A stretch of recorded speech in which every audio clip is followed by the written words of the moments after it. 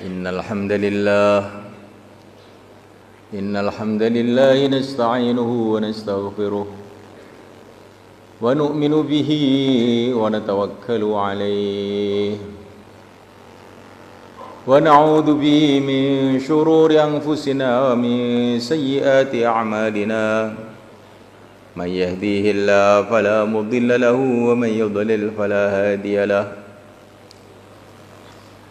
أشهد أن لا إله إلا الله وحده لا شريك له وأشهد أن سيدنا ومولانا محمدا عبده ورسوله اللهم صل وسلم وبارك عليه وعلى آله وأصحابه والتابعين لهم إلى يوم القيامة أما بعد. Santri-santri semua,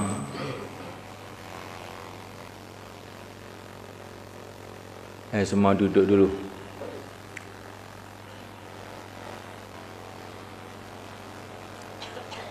Kita jaga adab-adab di dalam majelis. Karena amalan apa saja tanpa menjaga adab nanti barokahnya hilang. Para sahabat beramal habis-habisan, tetapi Allah SWT menasihati mereka, kalau kamu tidak menjaga adab kepada Nabi, habis semua amalan kamu. Ya ayyuhalladzina amanu la tarfa'u aswatakum fawqa sawtin nabi wa la tajharu lahu bil qawl kajahri ba'dikum li ba'd an tahbata a'malukum wa antum la tash'urun. Hai orang-orang beriman, jangan kamu keraskan suara kamu di atas suara Nabi. Kalau bicara dengan Nabi jangan seperti kepada yang lain. Ang tahbatu amalukum wa antum la tash'urun, hancur amal kamu sedangkan kamu tidak merasa. Ya, adab ini penting. Kita sekarang ini belajar adab kepada ilmu, kepada para ulama. Ini bagian dari adab kepada Nabi.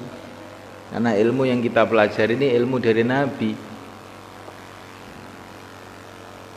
Nah, nanti di rumah adab kepada orang tua, adab kepada keluarga. Supaya keluarga kita ini barokah, kita jaga adab.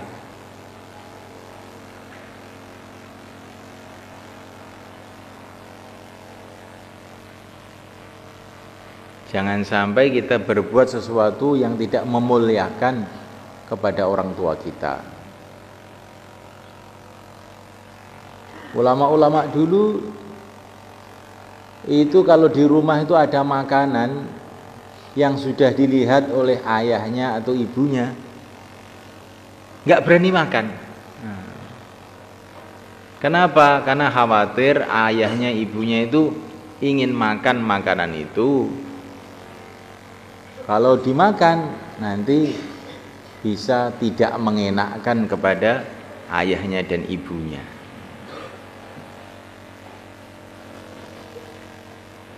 Kalau kita punya adab kepada orang tua, nanti insya Allah rumah kita ini kan barokah. Al-akhul akbar bimangzilatil ab, saudara tua, kakak laki-laki maupun kakak perempuan, bimangzilatil ab, kedudukannya seperti ayah. Kakak perempuan kedudukannya seperti ibu.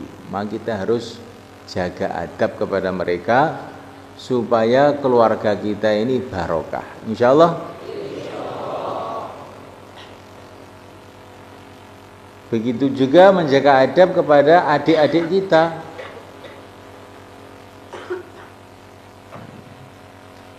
Kita sayangi adik-adik kita, kita jaga adab kepada mereka supaya kita mendapatkan barokahnya. Barokah itu apa tuh? Kebaikan-kebaikan yang tidak kita kira-kira. Adab ini penting. Nanti kalau kita naik bis, naik kendaraan, adab naik kendaraan, doa-doanya. Ini penting supaya kita ada barokahnya naik kendaraan itu.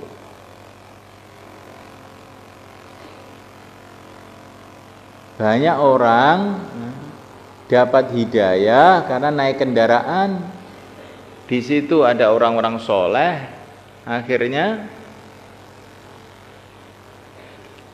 mendapatkan barokah dari suasana agama yang ada di dalam kendaraan itu. Beberapa tahun yang lalu ada orang dakwah ini naik bis dari Solo menuju Yogyakarta. Di dalam bis itu dia berkenalan dengan satu dosen UGM. Ngomong-ngomong saja. Begitu turun dari bis itu dosen itu langsung keluar 4 bulan. Kamu pikir begitu?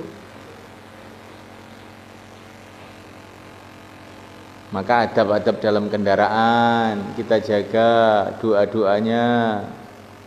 Kita bicara agama, jangan lalai. Ini naik pesawat, baca koran, baca majalah yang ada di pesawat, itu tidak baik, membuat kita lalai. Nanti kalau pesawatnya jatuh, kamu kemana coba? Kalau kita baca Quran atau baca taklim, insya Allah kalaupun pesawatnya jatuh, kamu ke surga, insya Allah. Insya Allah.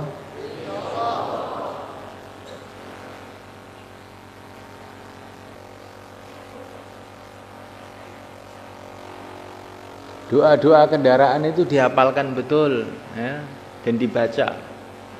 Saling mengingatkan kita dalam kendaraan mengenai doa-doa naik kendaraan itu.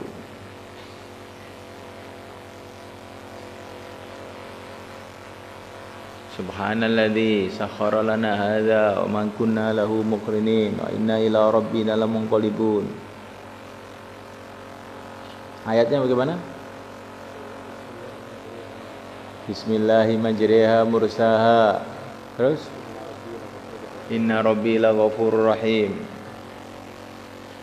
Itu kata kiai saya, Kiai Muhajir rahimahullah. Kalau orang kok naik kendaraan baca bismillahirrahmanirrahim mursaha, nanti mengguling perasaannya kayak di air aja. Dan itu ada santri beberapa tahun yang lalu itu mau pertemuan wali murid itu bawa makanan dari Surabaya sana. Tapi dia baca ini bismillahirrahmanirrahim mursaha. Kira-kira di pertengahan jalan mobilnya guling. Tapi perasaannya santri itu seperti gulingnya itu di air aja. Jadi tenang-tenang aja walaupun semua itu kena gule semua. Karena bawa gule itu satu periuk gitu. Tapi nggak ada yang luka sama sekali. Semoga kamu selamat semua, ya.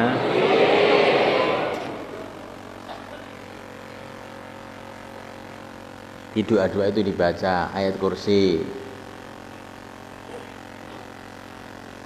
dibaca, ya. Pokoknya dalam perjalanan itu banyak doa. Dan kalau bicara agama. Di mana saja. Nanti kalau turun kendaraan pakai doanya Nabi Nuh itu, Rabbi anzilni munzalam mubaraka wa anta khairul munzilin. Rabbi anzilni munzalam mubaraka wa anta khairul munzilin. Supaya turun kita di tempat itu, di kampung kita, di kota kita itu barokah. Seperti turunnya Sunan Ampel ke Jawa. Akhirnya jadi asbab hidayah. Kamu nanti turun di Irian, turun di Wakatobi, turun di Aceh, turun di Momere, turun di mana? Rabbi anzilni munzalam mubaraka wa anta khairul munzilin. Ya Allah, datang saya di kampung ini, ya Allah, datang barokah. Jangan sampai kedatangan kita di kampung itu malah jadi musibah. Kita datang ke kampung itu, kemudian amalan-amalan rumah kita hidup, kemudian masjid kita jadi makmur, kemudian orang-orang kampung situ pada suka dengan agama, pada ngaji, pada pesantren. Nah, itu namanya datang kita barokah. Tapi kalau kita datang ke rumah hari pertama sholat subuhnya terlambat, nah, hari kedua terawihnya separuh, hari ketiga nggak tahu, semoga selamat ini. Nah, ini namanya datangnya tidak barokah. Insyaallah ini ada satu cerita yang pantas jadi renungan kita semua. Nabiullah Yusuf alaihissalatu wassalam itu punya teman di penjara, dan temannya ini sudah melihat macam-macam mukjizat keistimewaan Nabiullah Yusuf alaihissalatu wassalam. Setelah itu temannya Nabi Yusuf ini keluar dari penjara. Sebelum keluar oleh Nabi Yusuf dipesan, "Udhkurni inda rabbik." Laporkan keadaan saya di penjara ini kepada raja.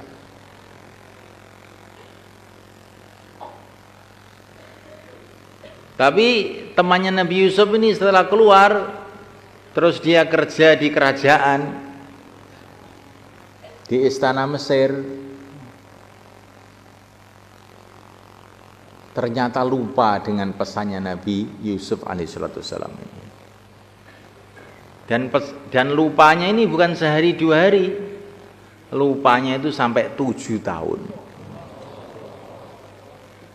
Setelah ada masalah, raja mimpi, bingung, nggak ada yang bisa menakwilkan mimpinya. Baru orang itu teringat, Masya Allah, saya itu kan punya teman Nabi Yusuf di penjara. Lah kok sampai saya lupa 7 tahun sama nabinya itu loh malah kan. Nah, kalau temannya Nabi Yusuf bisa lupa dengan nabinya 7 tahun, kamu kira-kira lupa sama kiainya berapa tahun? Nah, ini kamu renungi betul nanti. Nanti sudah 1 tahun ini kamu tiap hari diajari pentingnya agama. Pulang lupa. Lah kenapa itu? Temannya Nabi Yusuf kok bisa lupa itu bagaimana? Yang pertama, diceritakan dalam Al-Quran, fa'angsahu syaitan dzikra rabbih falabisa fis sijni bid'a sinin. Dilupakan oleh syaitan. Ini sebabnya yang pertama. Lah syaitan itu takutnya dengan zikir. Maka kamu nanti di rumah jaga zikirnya, terutama ayatul kursi. Insyaallah. A'udzubillahi minasyaitonirrajim 10 kali tiap habis sholat, supaya kamu nggak dilupakan oleh syaitan.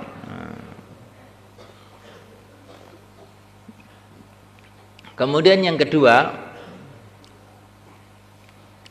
sebabnya dia itu lupa kepada pesan Nabi Yusuf, karena dia sendiri lupa pada Nabi Yusuf. Kalau ingat sama Nabi Yusuf tidak akan lupa pesannya. Maka kamu tiap habis sholat baca Fatihah untuk guru-guru kita sampai Rasulullah SAW, supaya kita ingat sama guru-guru kita. Kalau kita ingat sama guru-guru kita, hadiah Fatihah untuk mereka, insya Allah kita akan ingat pesan-pesannya juga. Yang ketiga, kenapa ini temannya Nabi Yusuf lupa? Karena dia ini di istananya Mesir, istananya Raja Mesir, itu nggak punya teman. dia cuma sendiri aja. Maka kamu di rumah cari teman orang-orang soleh, insya Allah buat suasana agama di rumahnya. Bagaimana caranya? Walaupun kamu di rumah cuma beberapa hari, hidupkan taklim fadhail di rumah masing-masing dan di masjid masing-masing, insya Allah.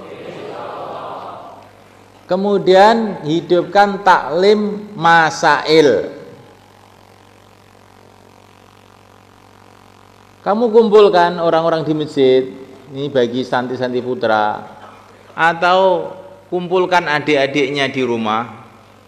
Santri putri juga bisa buat ini, adik-adiknya di rumah itu, ajak dia belajar Al-Quran 10 surat dengan bacaan yang bagus, tajwid yang bagus.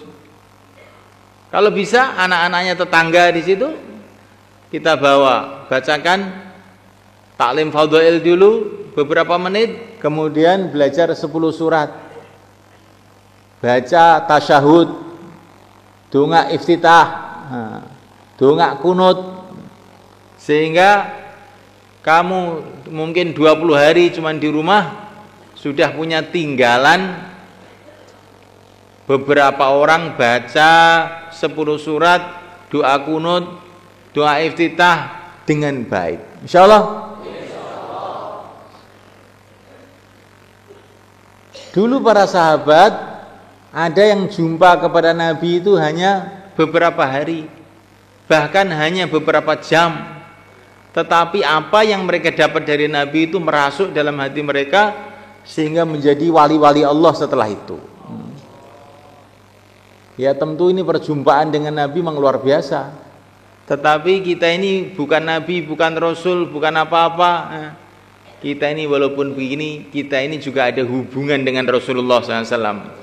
Semoga perjumpaan kita di rumah dengan adik-adik kita, dengan tetangga-tetangga kita ini membawa berkahnya Rasulullah juga, insya Allah ya. Buat suasana. Yang di masjidnya sudah ada usaha-usaha dakwah, kamu gabung dengan orang-orang masjid itu. Menghidupkan 2,5 jam taklim-taklim di masjid, musyawarah harian, sehingga kita selama beberapa hari di rumah kita ini dalam suasana sehingga tidak lupa kepada agama seperti lupanya temannya Nabi Yusuf itu. Apa sebabnya lupa? Pertama kali digoda setan, ya, goda setan. Setan itu kalau menggoda orang itu bertahap-tahap. Wala tattabi'u khutuwati syaitan. Jangan kamu ikuti langkah-langkah setan. Setan itu kalau menggoda orang itu bertahap-tahap. Pertama kali suruh baca Quran, naik lagi majalah, naik lagi internet, naik lagi televisi, naik lagi nggak tahu apa. Bertahap-tahap sampai lupa kepada agama. Sudah jauh ya. Lah musuhnya setan itu zikir, waswasil khannas. Kalau hati kita lupa kepada Allah, setan langsung masuk. Yang kedua kali, ingat kepada guru-guru kita sama Nabi, baca Fatihah, insyaallah. Yang ketiga, buat suasana dengan dakwah dan taklim. Khusus untuk santri-santri putri, bagus kalau kamu membawa itu buku mengenai dima, haid, nifas, istihadah itu banyak sekali ibu-ibu, wanita-wanita zaman sekarang tuh nggak ngerti masalah haid itu. Bahkan yang dikatakan ustadz, ustazah pun tidak ngerti sekarang itu. Betul. Maka kalau kamu itu dalam 20 hari di rumah ini bisa membuat macam mudzakarah mengenai haid, nifas, istihadah, bagaimana kaitan dengan puasa, bagaimana kaitan dengan sholat, sangat-sangat baik itu. Fikih harian termasuk bagaimana cara mencuci pakaian, najis, bagaimana caranya, Bagaimana najis itu harus dibuang dengan air yang mengalir. Nah, karena ini pun juga tidak dikenal lagi. Karena sekarang ada mesin cuci, laundry itu, ya, pokoknya pakaian dimasukkan situ, puter kan sudah bersih tapi belum suci. Airnya itu masih menggenang di situ, airnya najis itu. Nah nanti kalau cuci pakaiannya nggak bener kan sholatnya nggak sah. Coba seperti ini cepet-cepet disampaikan sehingga kamu itu di rumah itu walaupun beberapa hari punya tinggalan amal jariah yang baik. Jangan kita tunggu-tunggu. Ini satu pesan yang penting lagi untuk semua santri, putra putri sama. Itu arahan dari para masyayikh kita di Nizamudin. Bagaimana tiap masjid ada 3 usaha. Yang pertama kali usaha dakwah untuk menguatkan keyakinan kepada Allah dan Rasulnya, negeri akhirat. Yang kedua kali usaha tahfidzul Quran, sehingga orang Islam ini bisa baca Quran dengan benar. Kemudian yang ketiga kali ada madrasah diniyah, masalah akidah, masalah tauhid, masalah fikih, supaya umat Islam ini bisa mengamalkan agama dengan sempurna. Sekarang ini orang-orang dakwah ditargib habis-habisan siang dan malam, amalkan agama dengan sempurna. Tapi agama itu sendiri tidak tahu bagaimana mengamalkan. Maka tiap masjid itu perlu ada madrasah diniyah, belajar sunnah-sunnah Nabi, yang halal, yang haram, yang makruh, yang sunnah, tiap masjid itu. Sehingga masjid itu nanti jadi pusat dakwah, pusat ilmu, pusat amal, pusat tarbiyah, pendidikan umat secara bertahap-tahap menghidupkan agama secara sempurna. Insya Allah. Sekarang ini kalau kita bikin tiap masjid kita mungkin belum mampu. Sekarang ini coba kamu pikirkan, nanti di rumah kamu bicara dengan orang tua, umpamanya satu kecamatan atau satu kabupaten, konsul-konsul itu punya pikir untuk bikin pesantren.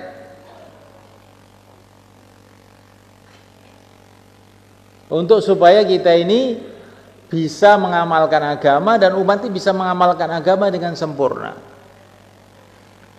Bagi santri nanti pulang tuh ada pangkalan perjuangannya, pangkalan taklimnya. Bagi umat supaya bisa ada tempat untuk belajar. Insya Allah. Dan supaya umat ini terjauh dari golongan-golongan sesat. Nah, karena sekarang ini banyak golongan-golongan sesat. Di antaranya golongan anti madhab. Nah, mau memahami agama langsung Quran hadis, nggak pakai imam, nggak pakai apa. Ini sesat ini. Karena isi Al-Quran, isi hadis itu yang mendata itu para imam. Kalau orang tidak liwat para imam, sesat mesti. Itu seperti orang mau ke Madura, lewat Selat Madura itu nyolot, melompat, akhirnya ndelep di situ. Nah, kalau melalui para imam tuh naik kapal, selamat dia sampai tujuan. Makanya kita mau bikin madrasah melalui keilmuan para imam. Di Indonesia mayoritas orang Syafi'iyah. Kita mau bikin madrasah fikih Syafi'i. Akidah jumhur yaitu akidah Asy'ari sifat 20. Ini akidahnya orang ahli sunnah, ini jumhurul ulama ini yang dipakai.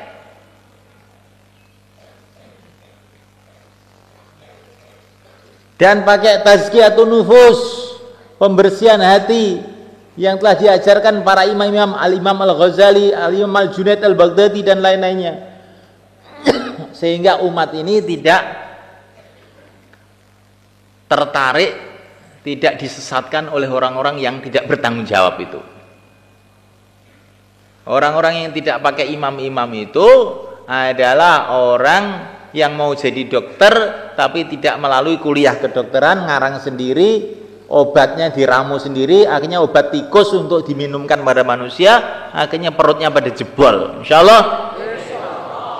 Allah gimana? Oh. Kemudian malaikat Allah Ta'ala, golongan Syiah ini juga merajalela di mana-mana. Sekarang terjadi pembunuhan besar-besaran di Suriah, di Mesir. Orang-orang Syiahnya yang bikin. Umat Islam disembelih kayak ayam oleh orang Syiah itu. Orang Syiah itu golongan sesat, tapi mereka pandai menipu orang. Syiah ini bagus, Syiah ini cinta Ahlul Bait, cinta omong kosong. Maling, teriak maling ya si orang Syiah itu. Mereka punya prinsip membenci para sahabat. Sedangkan para sahabat itu muridnya Nabi yang pertama. Kalau orang tidak mau sahabat berarti nggak mau Nabi juga, karena agama dari para sahabat. Ada juga aliran namanya Ahmadiyah.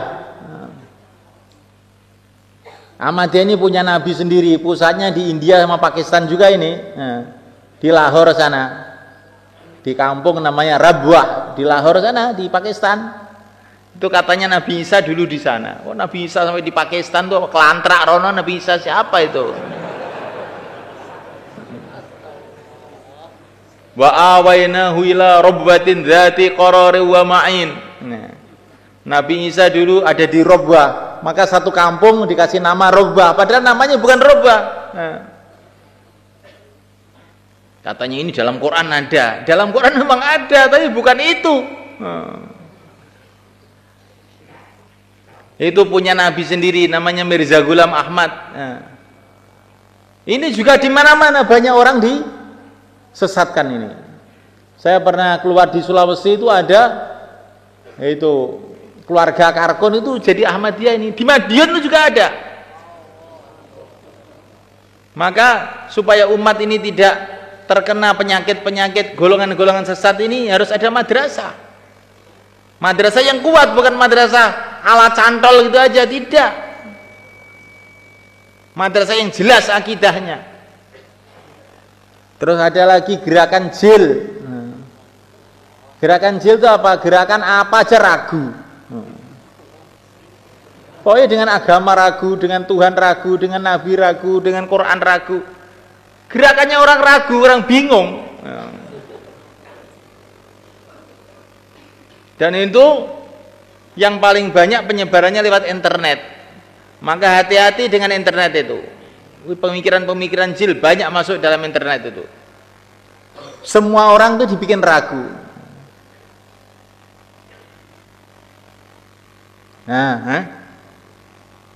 Contohnya itu. Orang jil itu contohnya. Itu cerita-cerita nabi-nabi, cerita Nabi Adam dalam Quran. Masa iya katanya. Loh, kok masa iya? Perkara dibawa oleh Nabi, yang Nabi itu sudah dikuatkan oleh Allah dengan jutaan mukjizat dan keistimewaan. Kamu bilang masa iya? Gasmu ya.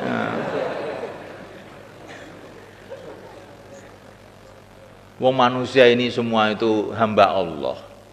Masa yang masuk Islam, yang masuk surga cuma orang Islam saja? Orang jili. Nah kalau Allah mau menghendaki begitu, yang masuk Islam orang Islam saja, mau apa kamu? Kamu ikut bikin neraka, ikut bikin surga apa?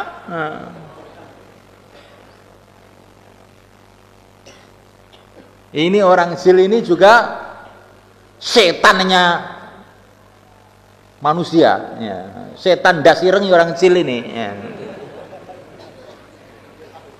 Nah ini umat ini harus diselamatkan dengan dakwah dan juga dengan taklim. Maka tiap-tiap masjid dihidupkan taklim. Fadhail masail. Ya minimalnya kita sekarang punya program tiap kabupaten ada pesantrennya. Ini untuk dari Al-Fatah loh. Yang lain bikin, masya Allah bagus. Nanti lama-lama tiap kecamatan ada pesantrennya, lama-lama tiap masjid, tiap kampung ada pesantrennya, lama-lama tiap masjid jadi pesantren. Wa ma dzalika 'alallahi bi'aziz. Bagi Allah tidak ada yang sulit. Yang penting kita mulai, insyaallah ya. Insyaallah. Nanti kamu bicara sama orang tuanya, Pak, bagaimana kita ini di sini bikin pesantren nih, Pak? Kalau tidak nanti masya Allah bahaya ini umat ini. Bapak kan punya sawit 10 hektar toh. Yang 1 hektar untuk pesantren, Pak. Sudah. Bagaimana? Insyaallah. Ada satu konsul itu, namanya Indramayu. Indramayu itu berapa orang tuh yang di sini? Mungkin ada 100 orang lebih. Malah 200 mungkin. Ya coba itu iuran 2 juta, 2 juta, 2 juta, 400 juta bisa bikin pesantren di situ. Terus iuran murid setiap orang anaknya dikirim satu, sudah 200. Santrinya langsung 200. Ya. Kalau yang sudah kawin loh ini maksudnya. Ya. Kalau yang belum kawin cari taskilan, satu orang 200, jadilah pesantren. Sekarang ini Al-Fatah sudah membuat pesantren dalam beberapa tahun ini kurang lebih 50 pesantren di seluruh Indonesia. Dan saya itu punya harapan ini semua daerah itu bisa sebetulnya buat itu dengan izin Allah, dengan syafaatnya Rasulullah SAW. Untuk ini semua diperlukan orang-orang yang betul-betul ngajinya itu memadai. Ngajinya memadai itu minimalnya sampai kelas 8. Minimal plus kelas 10.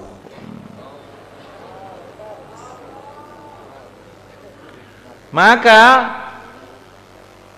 semua santri yang selesai dari aliyah jangan ada pikiran yang lain kecuali menyelesaikan daurah.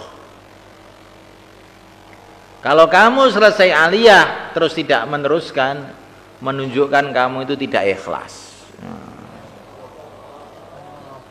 Iya, sebetulnya kamu nggak ikhlas. Kalau orang tidak ikhlas itu tidak ada nilainya, sampah nilainya. Menurut saya. Ya. Maka dari itu semua santri ini yang taman aliyah kurang lebih 500 orang ini semua selesaikan daurah. Kalau bisa selesai takhusus. Dan untuk tahun ini akan dibuka takhusus tajwid 1 tahun. Takhusus tajwid 1 tahun untuk memperbaiki tajwidnya.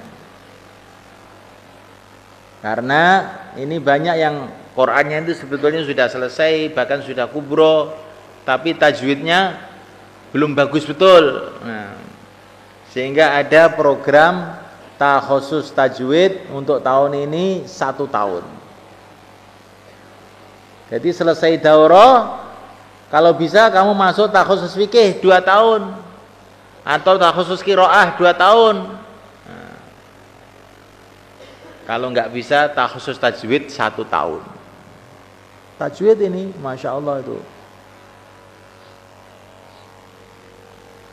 baca Quran dengan baik ini satu hal yang luar biasa. Sehingga Nabi mengatakan siapa yang ingin baca Quran seperti persis baru diturunkan, hendaklah ngaji sama Abdullah bin Mas'ud. Maknanya tidak sembarang orang itu bisa baca Quran dengan bagus. Maka perlu ada takhusus tajwid.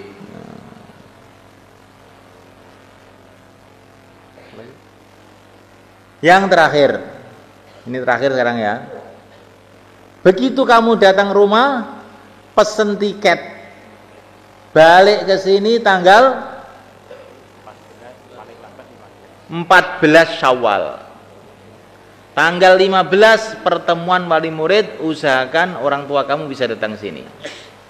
Sehingga orang tua kamu itu ada fikir agama bareng-bareng bersama kita. Begitu datang yang dipikirkan apa? Nah, pesen tiket. Kemudian lagi yang perlu saya sampaikan, bagaimana rombongan-rombongan ini menjaga amalan-amalannya dalam perjalanan, khususnya santri-santri putri. Santri putri ini ya, dalam agama itu loh, wanita itu nggak boleh safar jauh kecuali dengan mahram. Ini menunjukkan apa? Menunjukkan memang santri putri ini harus ada keamanan super ketat. Super ketat.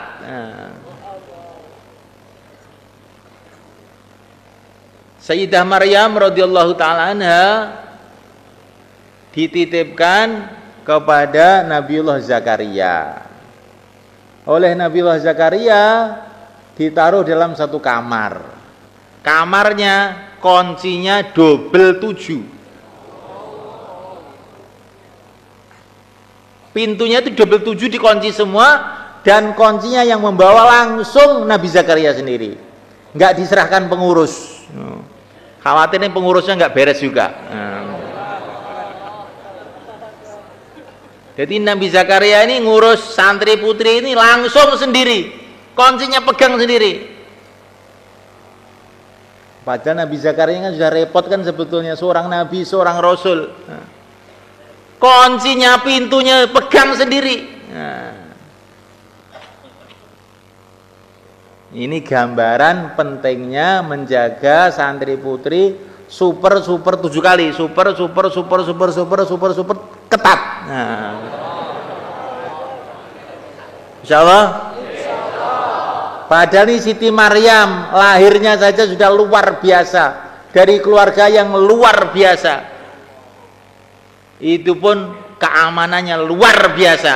Apalagi kita yang memang ini latar belakangnya latar belakang SPD, sak penake dhewe.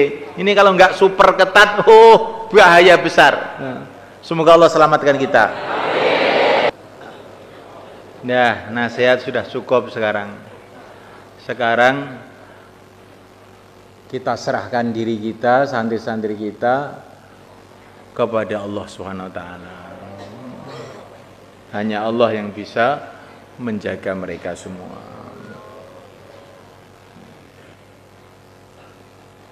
Sebelum doa, orang-orang kampung ini, karena ini program Mabsu Santri ya, tadi bayarnya khusus orang-orang kampung yang mau keluar 4 bulan, 40 hari tambah masa, sisa masa, silakan berdiri ke selatan. Monggo. Penuh ke selatan. Utara aja. Kok enggak, utara masih banyak tempat.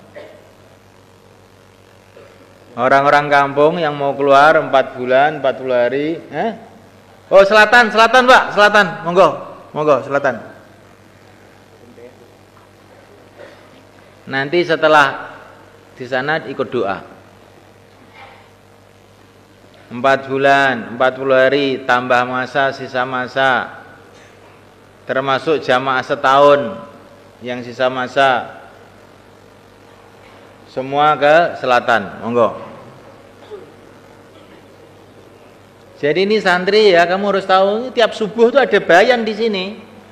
Kadang-kadang kamu tuh nggak tahu juga ini kalau markas ada bayan tiap hari. Padahal di pondok itu sudah bertahun-tahun nggak ngerti kalau markas itu ada program tiap hari, nggak ngerti.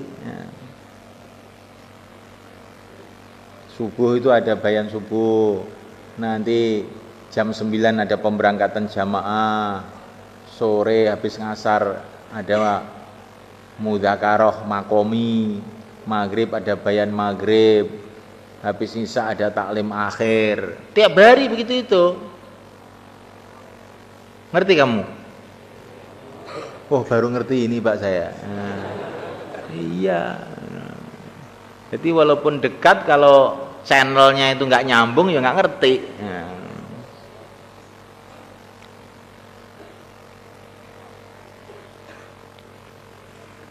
Sebelum doa kita baca Fatihah dulu sebagai rasa kecintaan kita kepada guru-guru kita, kepada yang mulia Rasulullah SAW. Dan kecintaan kepada orang-orang soleh, kecintaan kepada Rasulullah itu adalah bentengnya iman. Awthaqu urul iman, kata Nabi, al-hubbu fillah wal bughdhu fillah. Mencintai seseorang karena Allah dan benci karena Allah. Nah, kamu nggak lihat acara sepak bola bagus, saya benci Bu itu. Kenapa kok benci? Benci karena Allah. Masa orang telanjang begitu ditonton? Talinya iman itu dua, cinta karena Allah, benci karena Allah.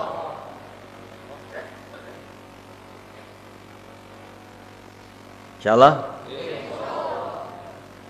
Cinta karena Allah, benci karena Allah.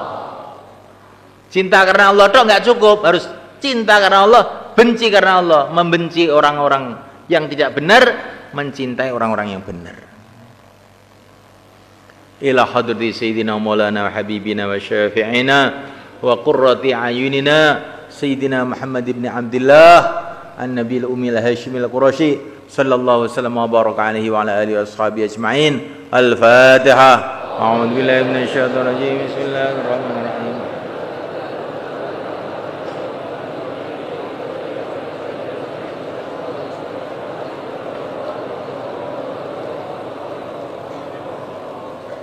ثم إلى جميع إخوانه من الأنبياء والمرسلين عليهم الصلاة والسلام. الفاتحة.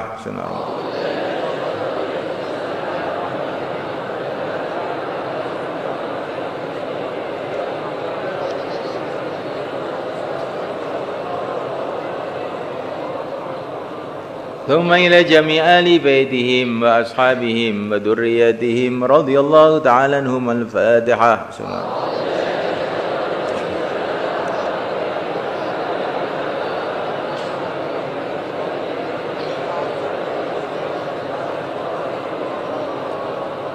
ثم إلى مشايخنا ومشايخهم أصولهم وفروعهم رضي الله تعالى عنهم. الفاتحة.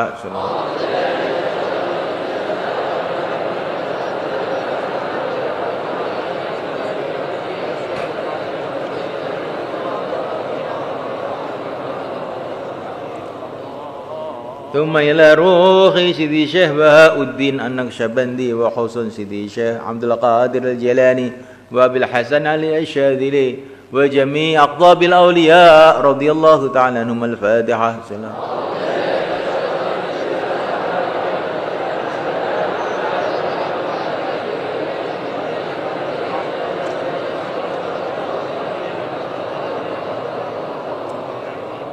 قطب الأقطاب في هذا الزمان ووكيله والأوتاد والأبدال والأقطاب الأربعين وجميع أهل النوبة رضي الله تعالى عنهم. الفاتحة.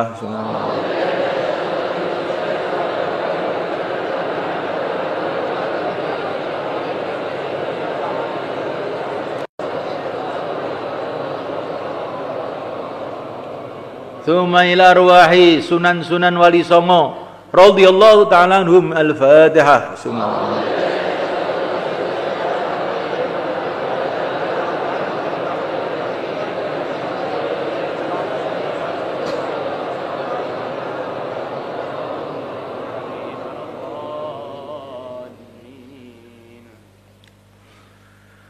ثم إلى روحي Kiai Mahmud usulihi wa furu'ihi. Al-Fatihah. Bismillahirrahmanirrahim.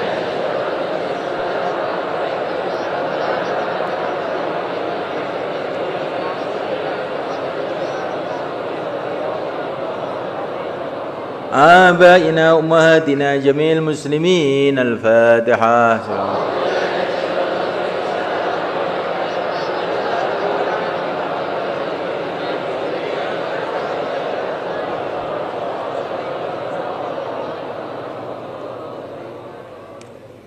اللهم صل وسلم وبارك على سيدنا محمد وعلى آل سيدنا محمد ورضي الله تعالى عن كل أصحاب رسول الله أجمعين.